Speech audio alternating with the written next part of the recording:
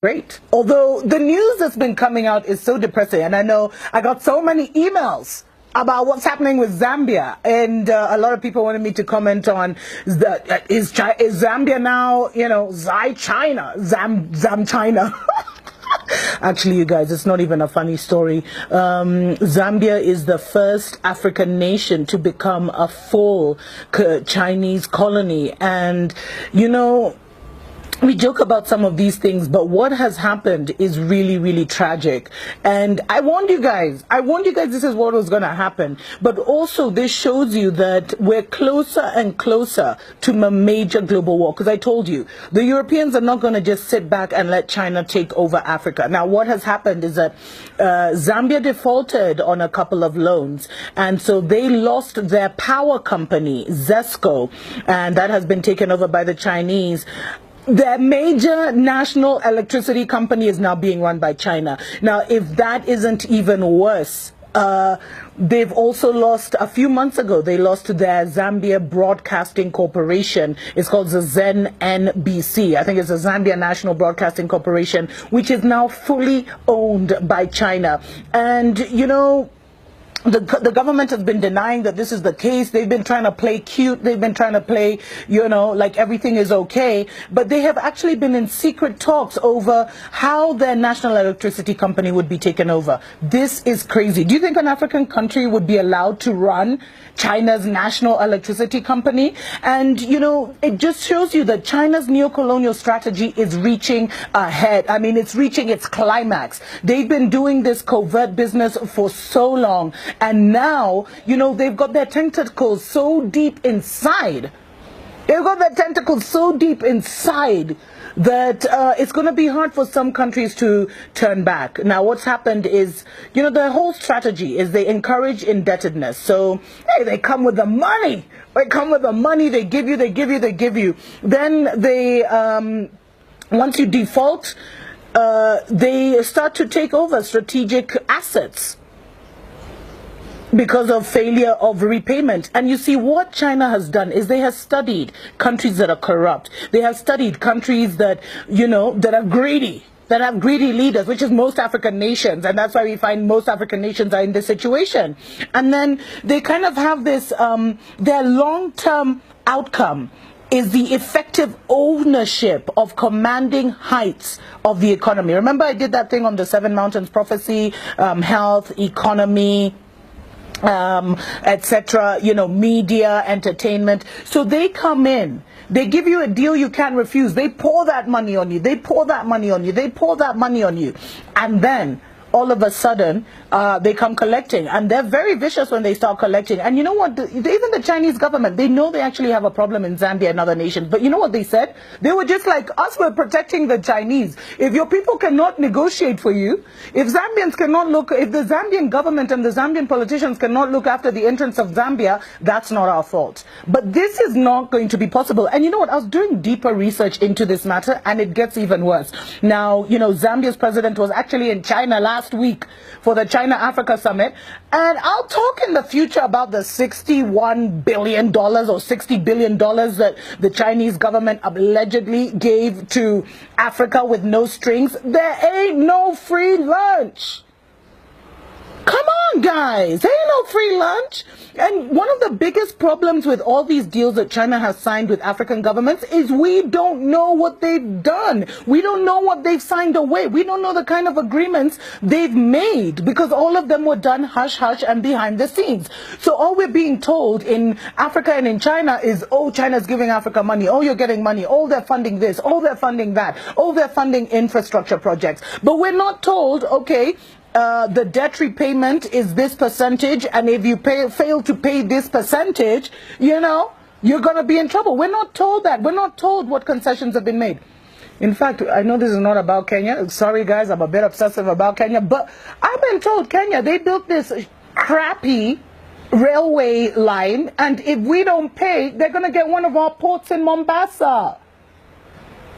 Anyway, that's just a story for another day. Now, this guy, so President Edgar Lungu, he visited Chinese companies while he was in China. Not only have you lost Zesco, the electricity company, you've lost your media company. He actually had the nerve Some of these guys, man. He actually had the nerve to go visiting Chinese companies, and he received a grant of a further $30 million for the Lusaka East Multi-Facility Economic Zone Electrification Project, whatever that means. So these guys can give you like high blood pressure, man. It's crazy.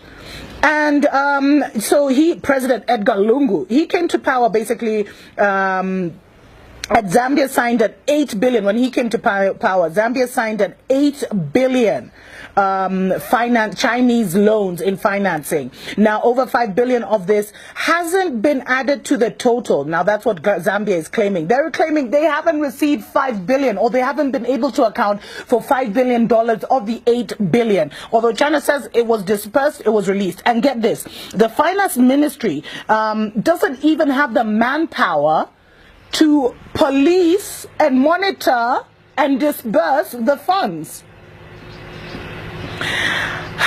And the financial penalties, because I told you, a lot of these deals are done in secret. We don't know. So the financial penalties of actually backing out of a Chinese deal are worse than the savings than just going through with the project till its completion. So a lot of contracts have been signed in secret. It's a problem. We don't know what our governments have done. And that's why I am telling you, in the next few years, because, you know, the next election for Zambia is, I think, 2020, somewhere there, you're going to see a lot of African governments toppling. A lot of African governments toppling because they have sold our souls to the devil, literally. Just check out how, you know, Zambia, by the way, Zambia has been allowing Chinese immigrants to come in since 1964. And now, after all this happened, the Chinese have even taken a road. One of the main roads that's even on the national map of Zambia. They just took a road that appears on the map. You can Google freaking Zambia right now and you'll see that road, and the Chinese have just blocked it off. Like they own the country. This is total madness. Seriously, what are our politicians doing? Yo, young Africans, we need to get it together. Like seriously, we need to get it together. We need to arise. We need to get out of our stupor, our slumber, our coma, whatever it is. We need to stop feeling sorry for us, you know, for ourselves, and just arise, man, and fight for what is ours. I mean, this is what our grandparents fought for independence for. Many died and were tortured. And you know what?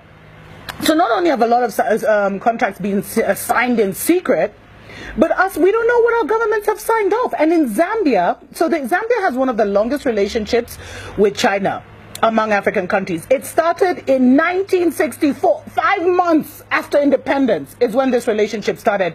And China has been given uncontrolled access to Zambian resources by overborrowing and allowing Chinese unfiltered emigration. And it's reached such a high tension level, and I'd love it if my Zambian brothers and sisters who watch my show would just even expound, share your story, share your testimony, guys. It's reached such an uncontrollable level that now the Chinese have even moved into, you know, the African neighborhoods, and they're creating tension. They're even selling maize on the streets. So here in Africa, you know, we have guys like, so when you're stuck in traffic and stuff in the major cities, guys will be selling everything from aprons to knickers, you know, undies, to handkerchiefs, to water, to crisps. Now, imagine seeing Chinese people doing that business. Imagine seeing Chinese on the side of the road, you know, roasting maize, and it's becoming a problem. And in fact, I was reading, there's been such a high influx of Chinese to Zambia since 2015 that many believe, like many have actually started thinking this was Chinese government driven. Of course they're happy for their people to be, you know, to emigrate and take over and colonize. They're happy for that. And then when these guys commit crimes, because a lot of them have committed crimes, and there's this brilliant article from Lusaka Times which talked about the various crimes that have been committed. The Chinese, a lot of corrupt Chinese have moved to Zambia. A lot of thugs and criminals who are into corrupt deals. So corruption has reached epic proportions in Zambia. And when the government tries to call out the Chinese, what happens? The Chinese government says, oh, don't touch my people, don't touch my people. It's crazy. It's madness. It's nuts. And you know, it's become such a problem because contractors are moving, traders, wholesalers, farmers, manufacturers, importers, exporters, and criminals who want to seize the vast resources of Zambia and are looking for an escape route from poverty. Because China just came out of being a third world country. And you know, it's even become common now for people to say China first, Zambia last. Imagine. Imagine. So, you know, a lot of Zambians have been complaining because Chinese have been allowed to acquire large tracts of land. So there's little land left for Zambians. You guys, you're thinking it's a joke when I say Zambia is now a Chinese colony. There's been a lot of loss of employment opportunities because they're bringing everyone, cooks, bakers, electricians who learn online, engineers who learn online. They've brought a lot of lawlessness and corruption. They're crowding out Zambian SMEs because they're even doing the small business of even selling maize on the streets. And they're racist. And a lot of Zambians have complained about the racism and the environmental degradation. They're even in Zambian markets. You know where the Zambians now, you go, you sell your vegetables and your fruits. They're even there, selling fruits and vegetables and competing with Zambians. It's shame on the Zambian government. Shame, shame, shame on President Edgar Lungu or whatever his name is. Shame on him. And the sad thing is, because of all the loans that have signed and because of the defaulting, future Chinese generations will be entitled to Zambia's precious resources. So the children that have not even been born will be born into a neo-colonial China. Might as well call, you know, Zambia a colony of China. It's a mess. And something needs to happen. Imagine something needs to happen. Guys, we need to awaken. We need to get out of our stupor, get out of our problems. Zambia, you guys need a revolution. You guys need a revolution, man. You guys need something. You guys need to awaken, aren't you? Are you just going to stand by and let this happen? Anyway, guys, it's my first show back and I'm already like so emotional. I need to talk more about what is happening just with China in general and why, guys, the Third World War is coming. The Third World War is almost upon us, and I'll be sharing that in the next Africa Watch. God bless you. God bless your family. God bless Zambia. May liberation come to your shores.